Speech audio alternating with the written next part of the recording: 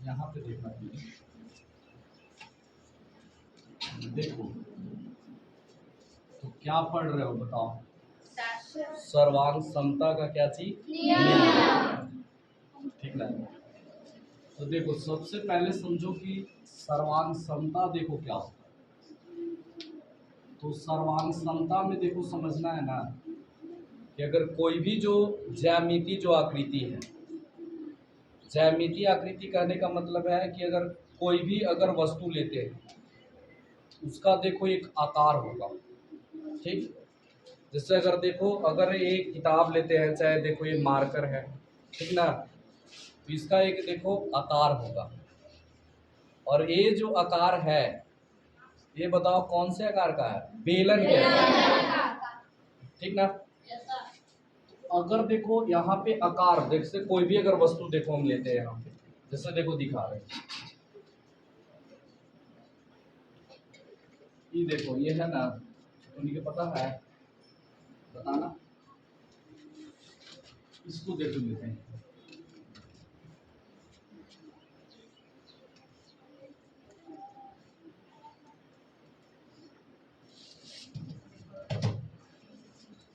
देखो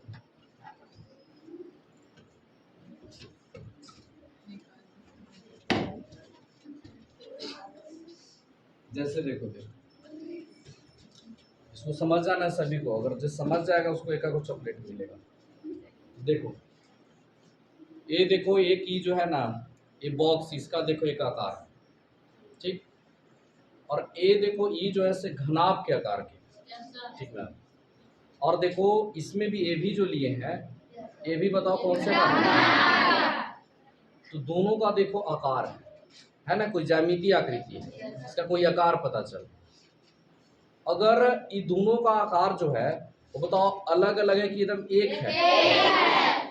अगर एकदम एक जैसा अगर रहेगा ना, एकदम एक जैसा हूबहू, जैसे अगर ऐसे अगर इस प्रकार के डब्बा अगर 100 को डब्बा अगर एक जगह रख दिया जाए और उस डब्बा पे नाम अगर तुम्हारा नहीं लिखा हो, ठीक ना, और सभी डब्बा को आपस में पूरा ऐसे खबेर दिया जाए और फिर हम तुमको जाकर बोले कि बताओ अपना डब्बा ले लो, तो बताओ मिलेगा नहीं। क्यों? क्योंकि सब अलग अलग है कि एक जैसा?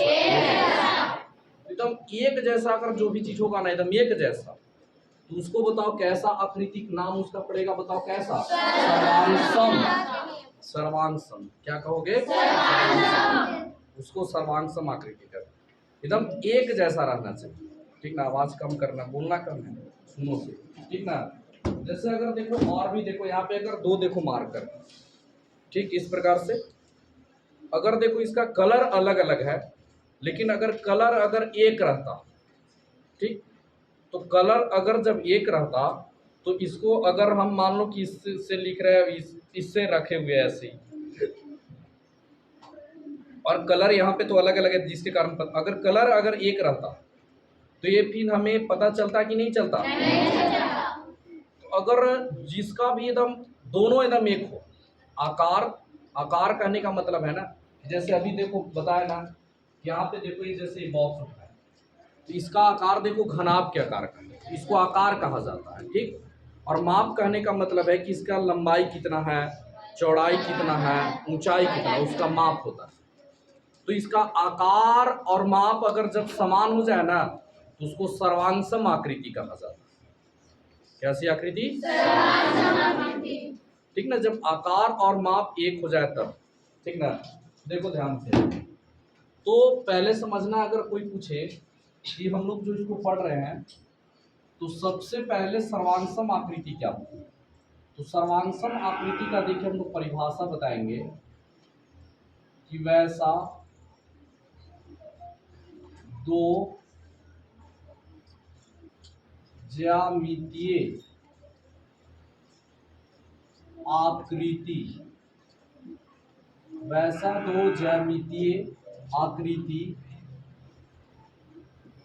जिसका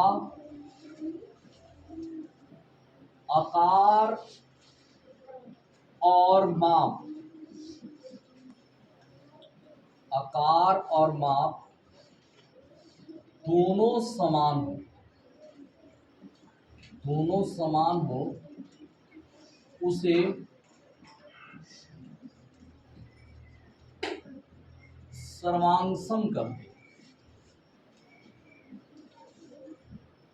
तो पहले समझो, अगर कोई भी चीज अगर दो है तो अगर एक एकदम होना चाहिए, आकार भी एक होना चाहिए और उसका माप भी एक होना चाहिए, तब वो सर्वांग सम। अन्यथा वो क्या है, फिर सर्वांग सम नहीं है। अगर जैसे मान लो कि यहां से अगर देखो एक और लेते हैं, जैसे देखो ई, देखो ये लेते हैं, अगर इसको देखो ऐसे, देखो ये दोनों अगर लेते हैं ना, इसको दोनों को, ये देखो ये वाला जो है ना, ये भी देखो घनाभ और देखो ये भी घनाभ है कि नहीं घनाभ? आकार दोनों का तो एक है, लेकिन माप की बात की जाए, ठीक ना, माप एक है कि अलग अलग है? तो अलग अलग वाले है, तो ये बताओ सर्वांग सम है कि नहीं है? समझ गए ना? सर्वांग सम में आकार भी एक रहना चाहिए और माप भी एक रहना चाहिए, तब सर्वांग सम होगा, अन्यथा वो क्या होगा, सर्वांग सम नहीं होगा। ठीक ना? देखो और समझो, यहाँ पे देखिए, तो देखो सर्वांग सम होने के देखो दो शर्तें यहाँ पे रहेंगी, ठीक ना। पहला देखो, सर्वांग सम होने के लिए दो शर्त क्या क्या होंगी, तो सर्वांग सम के शर्त, तो सर्वांग सम होने का देखो दो शर्त होता है। पहला देखो शर्त क्या होता है कि संगत कोण बराबर हो, संगत कोण बराबर हो, और दूसरा देखिए संगत भुजा बराबर, संगत भुजा बराबर। अगर ये दोनों अगर पालन जो करेगा वही देखो सर्वांग सम कहलाएगा, और दोनों में से अगर कोई भी एक भी अगर पालन नहीं किया तो सर्वांग सम नहीं होगा। जैसे देखो यहाँ पे अगर हम बता रहे हैं ना, इसको समझो, जैसे अगर मान लो कि एक देखो ऐसे त्रिभुज बना दिए और एक देखो बना दिए कि चतुर्भुज है, चार भुजा हो, तो बताओ दोनों का आकार एक है कि अलग अलग है? तो अलग अलग है, तो बताओ अगर जब आकार अलग अलग है तो बताओ सर्वांग सम है कि नहीं है? नहीं है। अब अगर देखो बता रहे हैं, ठीक ना, अगर देखो और भी अगर देखो आकार भी एक रहे, ऐसे मान लो कि एक देखो त्रिभुज है ऐसे, और एक और देखो ऐसे त्रिभुज, ठीक, इस त्रिभुज का नाम देखो है ए बी सी और इसका देखो नाम है डी ई एफ। अब इसमें देखो, इसको देखो संगत कोण बराबर है, संगत मतलब समझना, संगतिया जिसको कहते हैं बगल गिरे दम, ठीक ना। जैसे देखो ई 50 डिग्री है, तो इसमें देखो ई वाला भी कितना डिग्री होना चाहिए, ठीक ना। देखो नहीं बोलो आगे, आराम से सुन लो। देखो ये 70 डिग्री है, ये भी देखो 70 होगा, 70 50 120 60 बच गया, तो देखो ये भी 60। तो देखो इस त्रिभुज का देखो आकार दोनों का एकदम, ये भी त्रिभुज है और देखो ये भी त्रिभुज है, संगत कोण देखो बराबर है, इसके संगत कोण देखो, संगत, संगत मतलब देखो ए का संगत डी हो गया, बी का संगत ई हो गया, सी का संगत ए हो गया, ठीक ना, बराबर है। अब देखो कह रहा है कि संगत भुजा भी बराबर हो, देखो यहाँ पे अगर ए भी मान लो कि 4 है ना, तो डी ई भी 4 होगा। अगर मान लो कि ई 6 है तो ये भी कितना होगा, 6। अगर मान लो कि ई 5 है तो ये भी कितना होगा, 5। ऐसे रहना चाहिए, तब सर्वांग सम। तो देखो सर्वांग सम होने के जो शर्त होते हैं ना, वो 5 तरीके से देखो सर्वांग सम देखो कौन कौन से होते हैं, पहले समझो, ठीक ना। तो ये तो शर्त दो बता, अब देखो इसके नियम को समझा रहे हैं, सर्वांग समता के कौन कौन से नियम होते हैं। तो देखो सर्वांग समता के नियम, तो नियम समझिए, तो इसके देखो 5 नियम से हम लोग 4 नियम से सर्वांग सम करेंगे। पहला समझो, जिसको कहा जाता है साइड एंगल साइड, इसको हिंदी में हम लोग बोलेंगे भुजा कोण भुजा, ठीक ना। तो पहला देखो भुजा कोण भुजा सर्वांग समता का नियम समझा रहे क्या होता है। देखो ये भुजा कोण भुजा सर्वांग समता वाले समझ गया। तो अगर देखो जैसे यहाँ पे एक देखो त्रिभुज है, ठीक, और देखो एक और त्रिभुज यहाँ पे इस प्रकार से, इस त्रिभुज का देखो नाम जो है ना से ABC है, और इस त्रिभुज का जो नाम है वो देखो DEF है। अब देखो क्या होगा ना कि देखो भुजा इसमें देखो 2 बार है ना, 2 बार, और कोण कितने बार है, 1 बार। तो देखो इस त्रिभुज की 2 भुजा इस त्रिभुज के 2 भुजा के बराबर होनी चाहिए, ठीक, और उसको अंतर्गत मतलब बीच में जैसे देखो यहाँ पर देखो ऐसे लिख दिया कि AB पे एक लाइन लगा दी, तो इस आकृति में मान लो कि D पर एक लाइन लगा दी है ऐसे, तो एक लाइन इस पर है, इसका मतलब है कि AB जो है ना वो D के कैसे है, बराबर है। अब देखो इस पर देखो 2 लाइन ऐसे लगा दी, तो इस पर देखो अगर 2 लाइन लगा दिए, इसका मतलब कि भुजा BC जो है वो EF के कैसे हो गया, बराबर। अब देखो अंतर्गत जो कोण है, अंतर्गत मतलब देखना ये दोनों भुजा देखो कहाँ पे मिल रहा है, सट कहाँ पे रहा, तो ये दोनों देखो भुजा जो सट रहा है किस पर सटा है, A पर कि B पर कि C पर, तो बताओ किस पर सटा है, B पर। तो B इसका देखो अंतर्गत कोण पढ़ा जाएगा, कैसा कोण पढ़ा जाएगा, अंतर्गत कोण। इसमें देखो इसमें देखो E वाला भुजा और E वाला भुजा है, तो इसके देखो अंतर्गत जो कोण है वो किस पर है, E पर। देखिए अगर ऐसे तुमको आकृति दिया रहेगा और तुमको कहेगा ना कि सिद्ध करो ये दोनों जो त्रिभुज है ना से सर्वांग में, छोटा छोटा प्रश्न देगा 7th क्लास में, देखना ध्यान से। तो ये दोनों देखो त्रिभुज में हम लोग चले, ठीक ना, और देखो यहाँ पे साइड एंगल साइड जो है ये देखो प्रमेय नहीं है, आगे चल के फिर पढ़ना है तुम लोग को, लेकिन याद करना है, अभी से समझना है कि यह अभिगृहित इसको कहा जाता है। अभिगृहित देखो क्या होता है, अभिगृहित देखो वैसे कथन होते हैं ना जिसको सिद्ध नहीं किया जाता, जैसे 10-5 लोग बैठ के और उसको बोल दिए, ठीक ना, कि नहीं ये जो है ना से मतलब क्या चीज है, सही बात है, ऐसे मान लिया जाता है, उसको अभिगृहित कहा जाता है। और प्रमेय उसको कहा जाता है ना जिसको बनाकर सिद्ध किया जाता है, उसको प्रमेय कहा जाएगा। तो साइड एंगल जो साइड है वो देखो अभिगृहित है। तो देखो इसमें समझना, दोनों को देखो सर्वांग सम सिद्ध करने के लिए सिखा रहा है, ऐसे क्वेश्चन दे दिया जाए, ठीक। तो देखो यहाँ पर ये देखो इस त्रिभुज का नाम लिखेंगे और इस त्रिभुज का नाम लिखेंगे। तो देखो इस त्रिभुज का नाम है त्रिभुज ABC, तो त्रिभुज ABC तथा त्रिभुज लिखेंगे DEF, त्रिभुज DEF।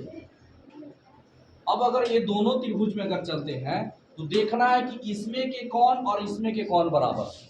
जैसे देखो मान लो कि हम एक आदमी है और एक आदमी और यहाँ पे खड़ा, दोनों में देखना है कि क्या क्या एक है। जैसे अगर हमारे बताओ कितने हाथ है, 2, और तुम्हारे कितने हाथ है, 2, तो बताओ ये बात अलग अलग है कि एक है, तो वैसे देखना है कि देखो इसके ऊपर बताओ क्या डंडा है, एक डंडा, तो इस भुजा का नाम बताओ क्या है, AB।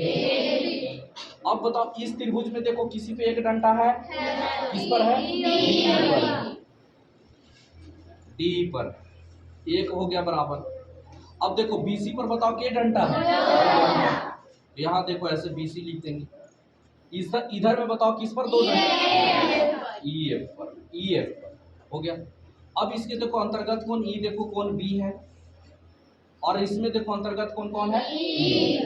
तो देखो इस पे भी एक लाइन है और इस पे भी एक लाइन, तो बराबर है। अब देखो इसमें देखना है कि सर्वांग सम अगर करना है ना कभी भी, तो दोनों त्रिभुजों में कम से कम 3 गो अंग बराबर होना चाहिए। कितने अंग बता रहे हैं, तो देखो 3 अंग क्या हो गया कि के गो भुजा बराबर होगा, एक भुजा और एक के गो, और कौन के गो, एक गो, ठीक ना। तो ये देखो अगर, तो इसलिए हम लिखेंगे, क्या लिखेंगे, देखो यहाँ पे लिख रहे हैं कि इसलिए त्रिभुज, इसका नाम हो जाएगा ABC सर्वांग सम है त्रिभुज DEF का।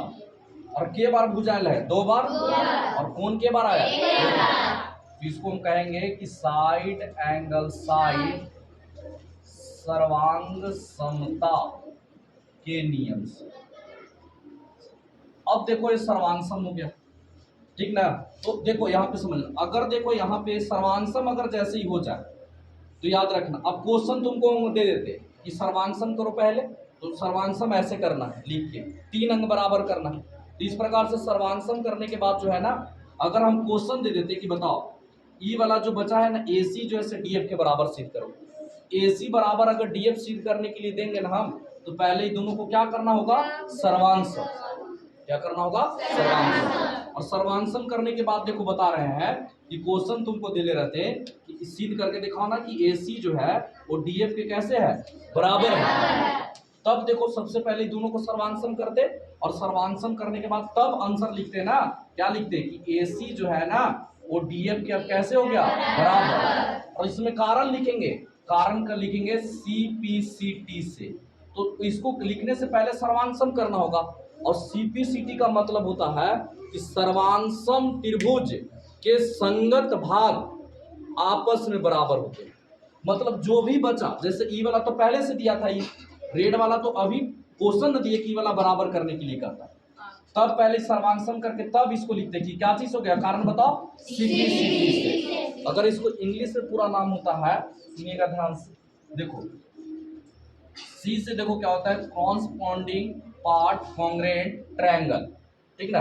हिंदी इसका होता है सर्वांगसम त्रिभुज के संगत भाग जो है ना वो बराबर होते हैं। और भी प्रश्न दे दे, देखो अब तुमको प्रश्न दे देता ना, कौन वाला दे देता, ई वाला तो प्रश्न में ही दिया था कि है, ई वाला बचल है, दे देता कि देख सिद्ध करके हमको लाओ ना कि ए जो है से किसके बराबर है, डी के बराबर है। तो इसको भी लाने के लिए पहले दोनों त्रिभुज को क्या करना पड़ता, सर्वांगसम। तो देखो कैसे तुम पढ़ रहे हो, तो देखो क्या आंसर हो जाता कि ए जो है वो डी के कैसे हो गया, बराबर। और कारण में क्या चीज लिखा था बताओ, सीपीसीटी से, ठीक ना। एक और क्वेश्चन दे सकता था कि एंगल सी जो है किसके बराबर लाना होता है, ए के बराबर। एंगल सी बराबर क्या लिख देते, ए, और कारण में क्या चीज लिखते, सीपीसीटी। और सब पे देखो याद करना कि पहले 3 चीज ऐसे बराबर करके सर्वांगसम कर लेंगे, इसके बाद जो भी कहेगा ना कि सिद्ध करके दिखाओ तो उसके बराबर उसको लिख देना, ठीक ना। तो एक कौन सा नियम पहला बताया, साइड एंगल साइड। तो बताओ कोई भी कोण बराबर होना चाहिए कि अंतर्गत कोण, अंतर्गत, ठीक ना। जैसे देखो यहाँ पे अगर फिगर बना रहे हैं ऐसे, देखो यहाँ पे देखो ये त्रिभुज है ऐसे, देखना ध्यान से, देखो इस त्रिभुज का नाम एबीसी है, इसका नाम मान लो कि एमएनओ है। अब देखो इसमें क्या है ना कि देखो ई वाला जो भुजा, देखो ए बी जो है से एम एन के बराबर है, बी सी जो है से एन ओ के बराबर है, और देखो ई वाला कोण जो है ना से कह दे रहा है कि ई वाले के बराबर। तो बताओ ई देखो ए जो है, तो तुम लोग देख के बताओ अंतर्गत कोण है कि बाहरी कोण है, बाहरी कोण। और ई जो है से बाहरी कोण है कि अंतर्गत कोण। तो ये बताओ सर्वांगसम हुआ कि नहीं हुआ, क्योंकि इसमें अंतर्गत कोण दिया कि बाहरी कोण। इसके लिए साइड एंगल साइड लगेगा कि नहीं लगेगा, ठीक ना। एक वो देखो हो गया सर्वांग समता का नियम। तो बताओ सर्वांग समता का जो पहला जो नियम बताया, इसका नाम बताओ क्या लिखा है, ये प्रमेय है कि अभिगृहित है, अभिगृहित को सिद्ध करना है कि सिद्ध किया हुआ रहता है, सिद्ध किया हुआ रहता है, ठीक ना, इसको सिद्ध नहीं करते। चलो देखो दूसरा नियम समझो कर, देखो दूसरा जो नियम है, ठीक ना, इसको देखिए कहेंगे एंगल साइड एंगल। इसको हिंदी में बोलेंगे एंगल मीन्स कोण हो गया, कोण भुजा कोण। तो दूसरा नियम देखो हम लोग ये पढ़ रहे हैं एंगल साइड एंगल। अब एंगल साइड एंगल वाले देखो कब क्वेश्चन में लगाएंगे कि अगर देखो मान लो कि यहाँ पे एक इस प्रकार से आकृति दिया है, ऐसे ही त्रिभुज, एक और देखिए ये आकृति ऐसे दे दिया, देखो यहाँ इसका देखो नाम है ए बी सी और इसका देखो नाम है डी ई एफ।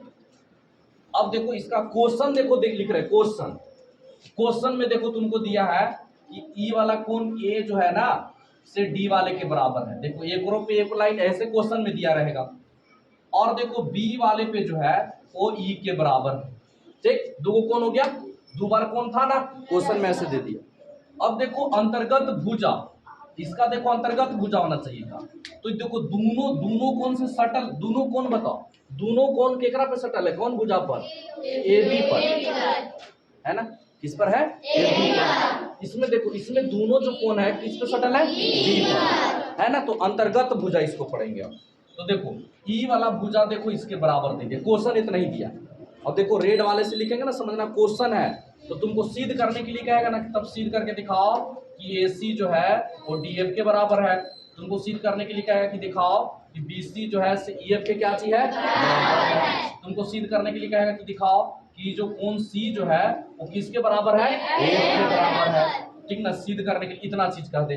तो देखो ये सब रेड वाले तो क्वेश्चन दे दिया कैसे सिद्ध करने के लिए कहेगा, ठीक ना? तो ये सब सिद्ध करने से पहले ये दोनों आकृति को सबसे पहले क्या करने पड़ता है, सर्वांशम, ठीक ना? सबसे पहले क्या करना है, सर्वांशम। और देखो सर्वांशम वाला देखो यहाँ पे सब चीज लिखा हुआ है देखो। तो चलो दोनों त्रिभुज में चलेंगे। एक देखो त्रिभुज का नाम है ABC, त्रिभुज ABC तथा त्रिभुज DEF। तो ये दोनों त्रिभुज में चलो। तो देखो ये ब्लू वाला ही दिया है सीट, तो देखो क्या है, A वाला जो है किसके बराबर है, तो एंगल A बराबर एंगल क्या चीज D। देखो ये B जो है, B वाला जो है, ठीक ना, B वाला जो है किसके बराबर है, A के बराबर है। और इसके देखो अंतर्गत भुजा, तो इसके अंतर्गत भुजा कौन है, AB, और इसके अंतर्गत भुजा कौन है, D। देखो बराबर है, ठीक ना? तो के को अंग बराबर होगा 1 2 और 1 कितने 3। के को अंग बराबर होना चाहिए 3। जैसे 3 को अंग बराबर हो जाएगा ना तो त्रिभुज जो है क्या हो जाएगा, सर्वांश। तो देखो इसलिए लिखेंगे त्रिभुज का नाम बताओ क्या है, ABC, क्या हो गया, सर्वांशम त्रिभुज के कर DEF। बताओ के को कौन आयल है, एक को कि दो को, और के को भुजायल है, तो कौन नियम से लिखाएगा, एंगल साइड सर्वांशमता के नियम से। अब देखो यहाँ पे समझो इसको। अब देखो क्वेश्चन अगर दे देना तो वैसे लिखना, जैसे कैसे लिखे इस प्रकार से, और उसी प्रकार से आंसर लिख देंगे कि AC बराबर क्या लिखेंगे, DF। ऐसे AC बराबर क्या चीज लिख देंगे, DF। और कारण क्या लगा देंगे, क्या चीज से लिखे हैं, इस प्रकार से हो गया। सब ऐसी जितना रेड वाला क्वेश्चन है बन जाएगा, ठीक ना? अब देखो ई जो है तुम्हारा प्रमेय है, तो इसका देखो एक उप प्रमेय रहेगा, उप प्रमेय, इसका उप प्रमेय। उप प्रमेय देखो जो होता है, इस उप प्रमेय का देखिए नाम होता है एंगल साइड, ऐसे रहेगा। एंगल क्या लिखे हैं, साइड। इसमें देखो कोण भुजा, इसमें देखो क्या रहेगा, इसमें जो रहेगा ना, अब की देखो यहाँ पे देखो एंगल साइड एंगल है, और यहाँ पे क्या लिखे हैं, एंगल साइड। तो देखो बाहरी भुजा है, ठीक ना, अंतर्गत भुजा नहीं, कौन भुजा, बाहरी भुजा। अब देखो बाहरी जो भुजा रहेगा, जैसे देखो यहाँ पे एक फिगर बनाते हैं, पहले समझो यहाँ पे ऐसे, इसका देखो नाम दे देते हैं ABC, और देखो इसका नाम दे देते हैं इस प्रकार से BE, क्या चीज दे दिए, A, इस प्रकार से देखो। अब देखो यहाँ पे दिया रहेगा ऐसे कि तुम्हारे पास प्रश्न में दिया रहेगा A जो है D के बराबर है, B वाला जो है E के बराबर है, और देखो BC जो भुजा है वो EF के बराबर है। तो बताओ अब की देखो ये दोनों कोणों का अंतर्गत भुजा है कि बाहरी भुजा, ये देखो ये अंतर्गत भुजा है कि बाहरी भुजा। तो अगर जब बाहरी भुजा दिया रहेगा तो कौन से कारण से होगा, एंगल साइड एंगल की, एंगल साइड एंगल साइड। जब अंतर्गत वाला की बाहरी वाला, इसका भी शुल्क वैसी होगा, ठीक ना, समझ गए ना, ठीक ना? इसमें देखो क्या करोगे, चलो वैसी त्रिभुज में, इस त्रिभुज का नाम क्या है, त्रिभुज कौन, ABC, त्रिभुज ABC तथा इस त्रिभुज का नाम बताओ क्या है, त्रिभुज DEF, इसमें चल रहे हैं। तो देखो A वाला जो है, कौन A जो है, ये A जो है किसके बराबर है, B के बराबर है। देखो इसमें B जो है, B जो है किसके बराबर है, और देखो ये जो भुजा का नाम क्या है, BC, और इसमें बताओ भुजा का नाम बराबर है ना। तो बताओ इसलिए देखो कितने अंग बराबर हो गए बताओ, 3 अंग। सर्वांशम होने के लिए कितने अंग होने चाहिए, तो 3 अंग हो गए। तो लिखेंगे त्रिभुज ABC सर्वांशम हो गया त्रिभुज किसका, DEF का। बताओ क्या लिखाएगा, एंगल साइड एंगल की एंगल साइड, एंगल सर्वांग समता के नियम। अब चलो देखो तीसरा नियम देखो बता रहे हैं। तीसरा देखो नियम क्या चीज, ये तो इसका ऊपर में था ना। देखो तीसरा नियम लिख रहे हैं। तीसरा जो नियम है इसका नाम देखो है साइड साइड साइड, ठीक ना। मतलब इसको हम लिखेंगे साइड मतलब भुजा भुजा भुजा क्या चीज लिखेंगे, तो इसको समझो कि भुजा भुजा वाला क्या। देखो एक देखो ऐसे त्रिभुज है इस प्रकार से, त्रिभुज का नाम देखो है ABC। एक और देखो त्रिभुज है, इस त्रिभुज का देखो नाम है DE क्या चीज है, कुछ और भी नाम दे सकते हो जो देने का मन है। अब देखो क्वेश्चन में तुम्हारे पास दे दिया जाए ऐसे कि देखो AB जो है ना वो DE के बराबर है, BC जो है EF के बराबर है, AC जो है वो DF के बराबर, ऐसे दे दिया जाए, ठीक ना। तो बस खाली तुमको बता देना है कि कौन किसके। तो कैसे चले वो उसी प्रकार से कि त्रिभुज ABC तथा DE। तो देखो AB जो है AB जो है इसके ऊपर एक डंडा पड़ा हुआ है, तो इसके ऊपर भी के डंडा, एक डंडा। तो देखो AB जो है से DE के बराबर हो गया, इस E के डंडा पिटा ले बताओ। तो BC इसमें देखो 2 डंडा कौन पिटाल है, EF के बराबर हो गया। इसमें बताओ 3 डंडा कौन पिटाया, इसमें कौन है, बताओ के गो अंग बराबर हो गया। सर्वांशम सिद्ध करने के लिए कितने अंग, 3। तीनों इसमें क्या चीज है, तीनों कौन है कि भुजा है, तो इसलिए त्रिभुज कौन, त्रिभुज का नाम बताओ किसमें चले थे, ABC सर्वांशम त्रिभुज कौन, अब बताओ तीनों भुजा आ गए तो क्या चीज के नियम से बताओ, साइड साइड साइड सर्वांग समता के नियम से। अब देखो चौथा जो है, ठीक ना,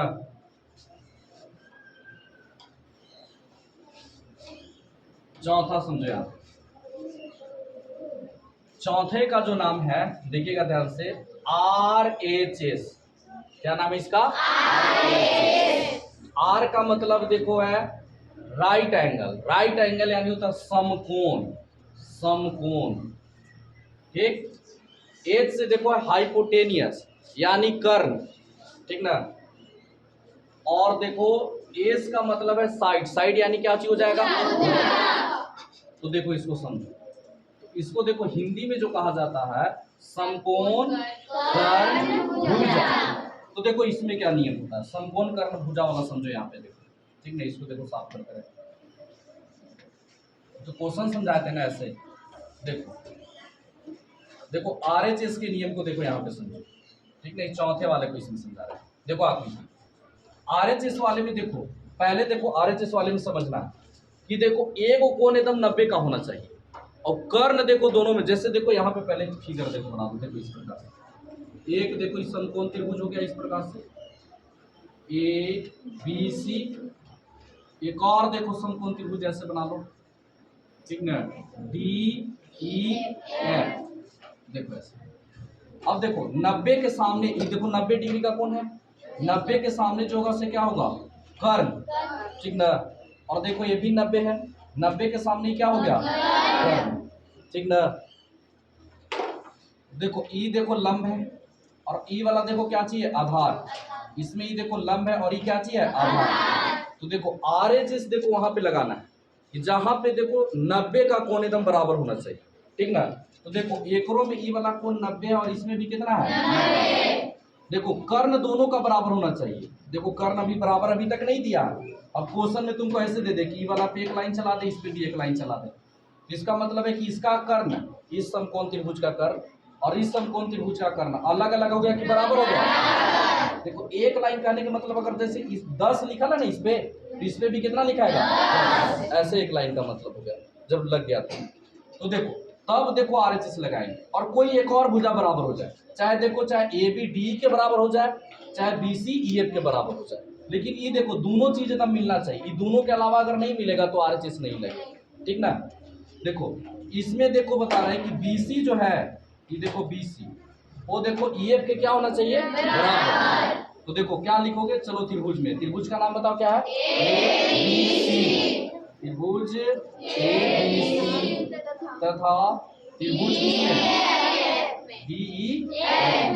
तो ये दोनों त्रिभुज में चलो, तो देखो बी वाला कौन, एंगल बी, और इसमें देखो एंगल कौन, ई। दोनों बराबर कितना डिग्री है, 90। यानी दोनों जो हो गया इससे क्या हो गया, समकोण। अब कर्ण देखो, कर्ण वाला कौन भुजा है बताओ, इसमें कर्ण कौन है, ये भी देखो बराबर है।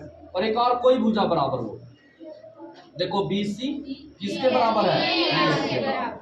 तो तीन चीज हो गया, तो इसलिए लिख दो कि त्रिभुज ए बी सी सर्वांशम हो गया त्रिभुज की अच्छी से डी।